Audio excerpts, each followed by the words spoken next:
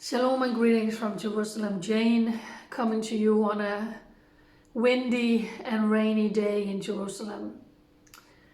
I have just been so grieved, unbelievably grieved and sad since we had that horrendous terror attack last Friday where 7 people were murdered in the streets of Jerusalem.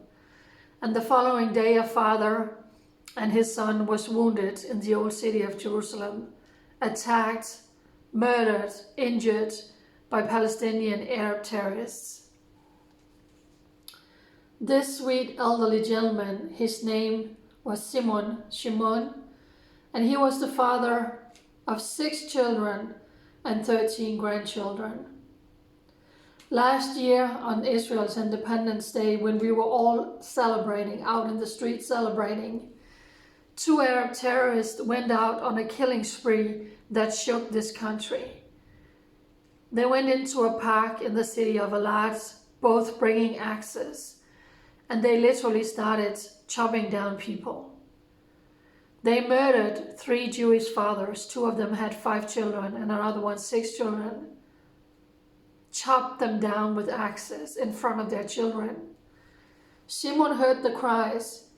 He was a security guard in that park and he ran to help. And he was attacked also by these terrorists.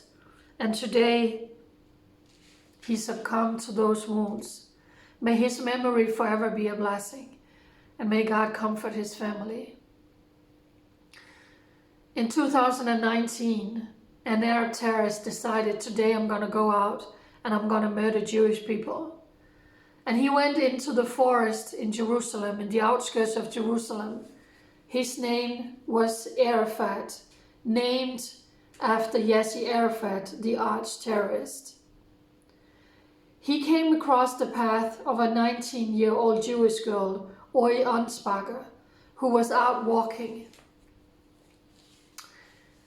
He attacked her and he savagely raped her. And he stabbed her to death, mutilating her body, stab wounds all over her body. He was happy about it. You know what he said to the judge? I didn't just rape someone, I murdered a Jewish woman. You won't be able to understand because our thinking is different from yours. I have done everything an Arab dream of. What a monster. What a monster. I can't even comprehend or begin to think about Oi's last minutes fighting with this terrorist, raping her and just stabbing her all over her body.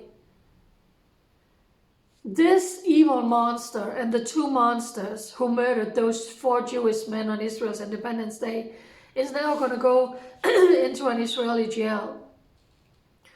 They're going to have a good bed. They're going to have 3 hot meals a day. They're going to shower. They're going to laugh with their buddies. They're going to watch TV. They're going to have visit with their families. Some of them are going to smuggle out their sperm and having babies while they are incarcerated themselves, which we have seen over and over again.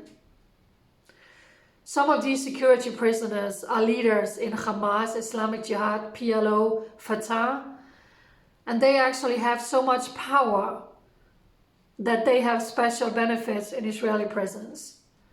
They make deals. If we get this, we make sure things are quiet.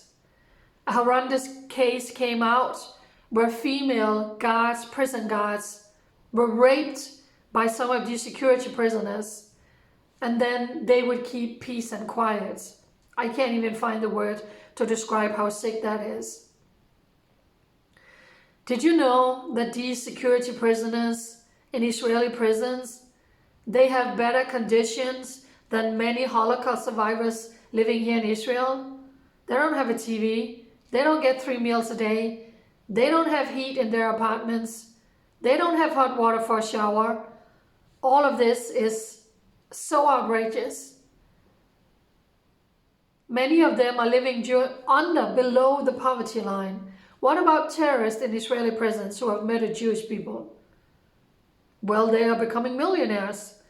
because the Palestinian Authority, with money sent from the European Union, sent from America and other donor countries, are paying more than $500 million every year to terrorists who has murdered Jews, because in their eyes they're not terrorists, they're freedom fighters, they are martyrs, they're heroes.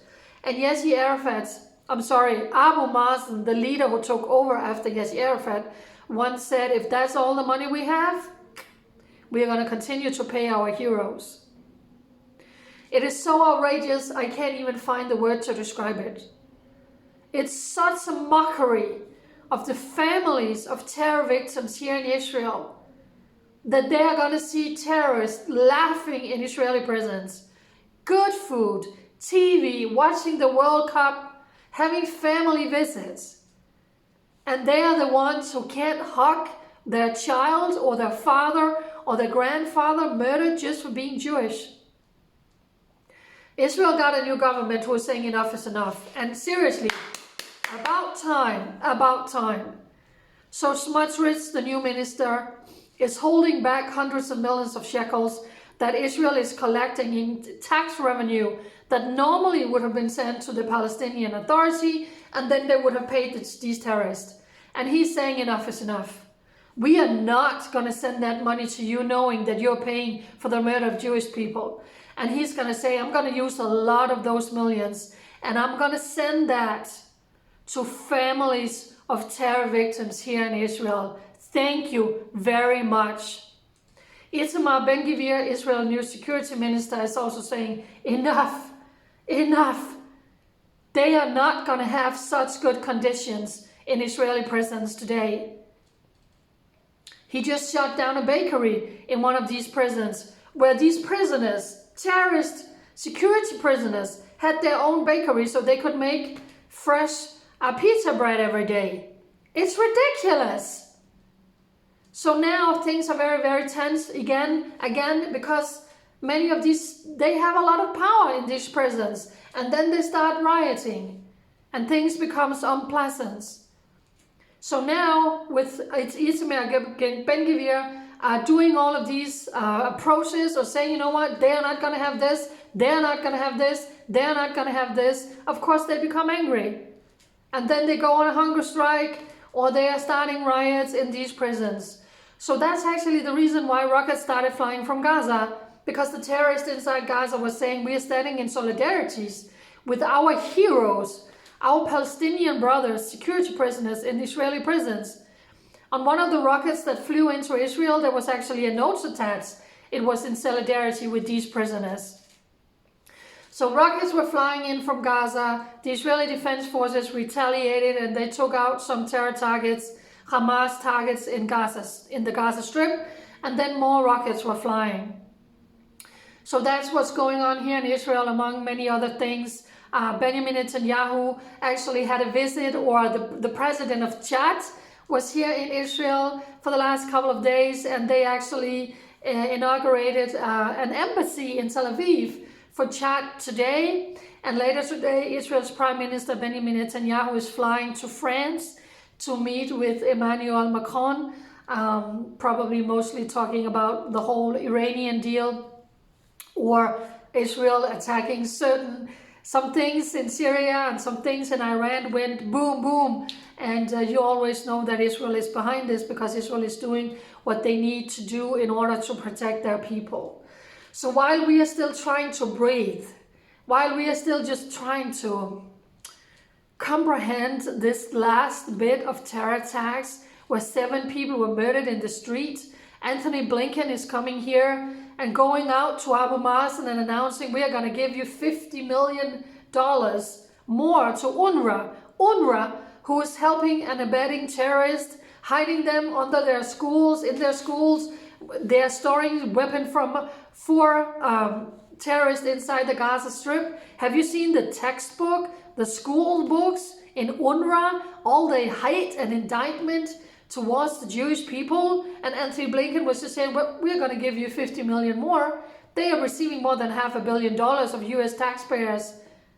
And he is sitting in front of Abu Mazen and saying, my condolences to the civilian killed, when there's barely any civilian killed.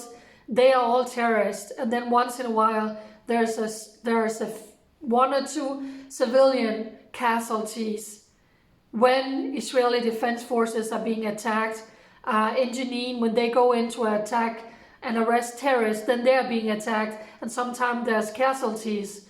So don't you dare put a comparison when Israel's military is trying to arrest terrorists and then they're being attacked full force by terrorists, comparing that to, or equalizing that to, when terrorists are setting out to murder as many Israeli civilians as possible. Shame, shame, shame on you and everybody else who drew out saying, oh, seven people were killed in the streets of Jerusalem, but 10 was killed in Jenin, when 9 out of 10 was terrorists.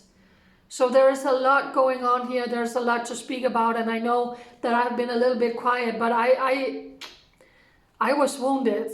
I was really down from this last round of terror, and then there was some plumbing and stuff going on in my apartment for several days that didn't really go according to plan. So I feel like I've had more than enough on my plate. So pray for Israel for such a time as this. I continue to say, you may not agree with everything going on politically, but it doesn't change the fact that God is calling us to comfort my people. And I'm saying there's a government now who's saying enough with the Palestinians building all over Judea and Samaria illegally. They don't have the permits. East Jerusalem, they just build all over, and they are funded by the European Union. And they are murdering Jewish people in the street, shooting them, ramming attack. We have also had a lot of ramming attacks, stoning attacks. You just don't hear about it in mainstream media. It happens literally on every day. Some sort of attack, stoning attack in buses, attacking soldiers. And now there's a government who is saying enough is enough. We are not going to put up with this anymore. So I'm saying thank you. Finally, finally, finally.